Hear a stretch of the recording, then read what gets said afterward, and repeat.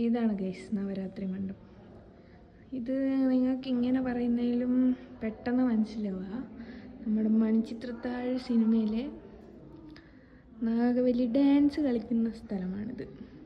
പിന്നെ ഹുസൈനസ് അബ്ദുള്ളയിൽ കൈതപ്രവും മോഹൻലാലും മത്സരം നടത്തുന്ന ഭാഗമാണിത്.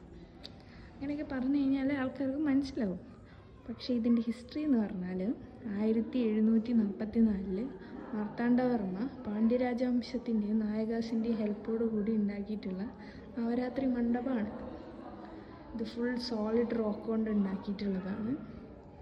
ഇതിൻ്റെയൊക്കെ തറയൊക്കെ ചെയ്തേക്കുന്നത് സുർക്കി എന്ന് പറഞ്ഞ മെറ്റീരിയൽ, നമ്മുടെ മുല്ലപ്പെരിയാർ ഡാമൊക്കെ ഉണ്ടാക്കിയിരിക്കുന്ന മെറ്റീരിയലാണ്. ഇതിൻ്റെ ഓരോ പില്ലറിലും ഇതുപോലെ ഒരുപാട് കൊത്തുപണികൾ ചെയ്ത് വെച്ചിട്ടുണ്ട്.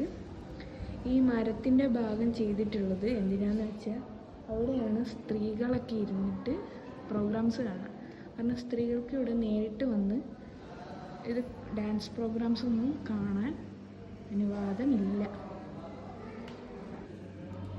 ഇതിൻ്റെ ഫ്രണ്ടിലായിട്ട് ഇത് സരസ്വതി ക്ഷേത്രമായിരുന്നു.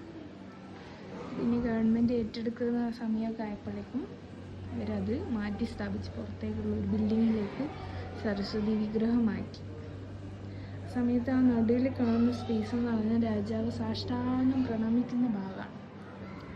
ആ ഭാഗത്ത് മാത്രം വേറൊരു രീതിയിലാണ് ചെയ്യുന്നത്. ബാക്കിയൊക്കെ എല്ലാം ഈ എല്ലാ തൂണുകളിലും ഇങ്ങനെ ശാലഭഞ്ജിക ശില്പങ്ങളാണ്.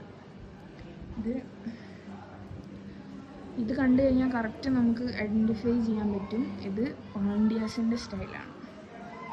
നല്ല ഓർണമെൻറ്റ്സ് ഒക്കെ കൊടുത്ത് ആ ഒരു സ്റ്റൈലിലാണ് ചെയ്തിരിക്കുന്നത്.